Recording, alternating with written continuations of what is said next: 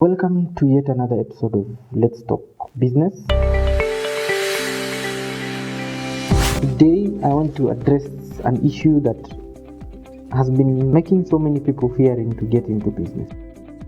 And that is the main question that many people ask. What if I start and fail? I want us to look at that question, what if I start and fail? Because so many people fear the risk of starting a business because of failure. And we look at statistics that most businesses don't survive their third birthdays. That is the main reason why most people don't start businesses, because the fear of failure. And the first episode we will talk about one of the businesses that was started.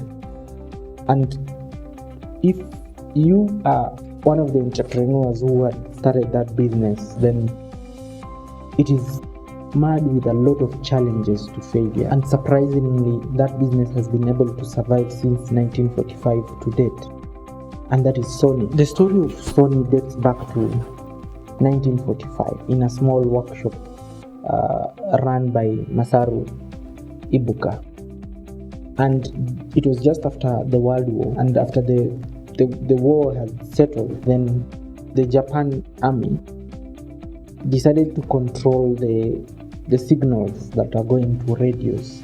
So if you have a radio, you will only receive one type of signal. And so Masaru Ibuka, in his small workshop, started modifying radios so that you can receive multiple signals. A guy called Morita heard about it, and together they started Sony. And so people would bring radios and they modified, and they were being paid in form of rice and money. And so that led to Sony's first product, and that is the rice cooker. Sony's first product was a rice cooker, and in 1950 they made the magnetic tape, which was a tape recorder that used the magnetic tape to record. And so they moved to making transistors, and Sony was moving by just reinventing itself and changing its tact, but they knew that they wanted to be dominant in the electronic space. Sony moved to making radios, and in 1955 they moved into America, and they moved with the portable radio. Up to this time, Sony has not yet found a product that will make it to be a company that it wanted to be, and they were still trying to find a grip to which product they should grip on. They have the tape, they have the radio. But in 1968, Sony made a unique product. They made the first Sony TV Trinitron, which was one of the best quality TVs at that time. And this TV, actually, the revenues out of this TV supported Sony for the next 30 years. In 1975, they released the camcorders, the video formats. You remember the ones that you used to insert big tapes, video tapes. Then they made a partnership with Philips in 1980s, and they introduced the compact disc, the ones that we call the CD now. So it was a technology that Sony brought in. And so we are looking at a company that is constantly finding a grip to its product. Right at the same year that Sony invented the compact disc together with Philips, that is the CD, they invented the iconic Walkman, and this was a game changer.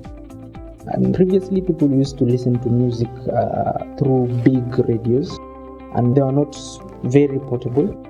And so Sony invented a Walkman. That's a small portable device that you listen to your music everywhere. But that is when now Apple came in and really destroyed the market for Sony with the iPod. Because what the iPod did is they brought a small device that you can load more music than what the Walkman could do, and it was now Sony going back again to the drawing board. Sony had made a lot of money out of the Walkman, and here comes Apple and wants to destroy the single product that now Sony is banking into. They even attempted to buy Apple at that time. They decided again to buy CBS and Columbia Pictures, and they formed what we call Sony Music.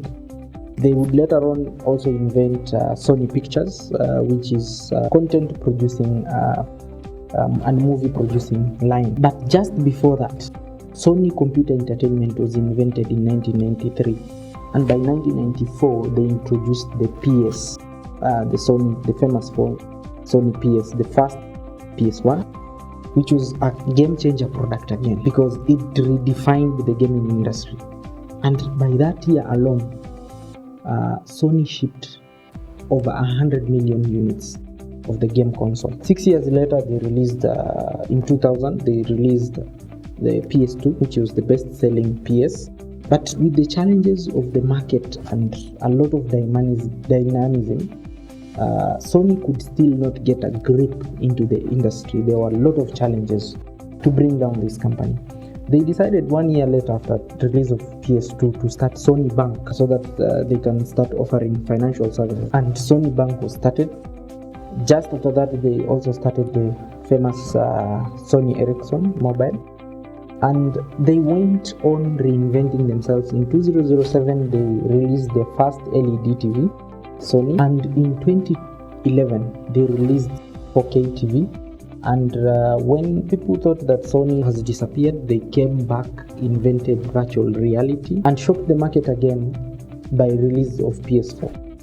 But things were still not rosy in Sony.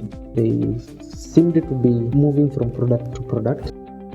And this time around, Ericsson was being overtaken by change of technology. iPhone had released their first iPhone. Sony again attempted to purchase Apple, but again they decided to release the Xperia, which did not perform well.